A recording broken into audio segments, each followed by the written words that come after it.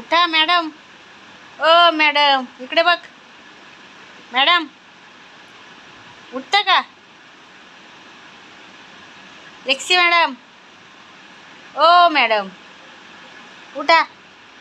इकडे बघ. लेक्सी इकडे बघ. बघायचं नाही का माझ्याकडे? काय ग? जाऊ दे चल. मी त्या माऊला देते आता खाऊ. माऊला बिस्किट देणार आहे आता मी. चालली माऊला बिस्किट देते. चिकन कोणाला खायचंय? हां चिकन कोणाला खायचंय?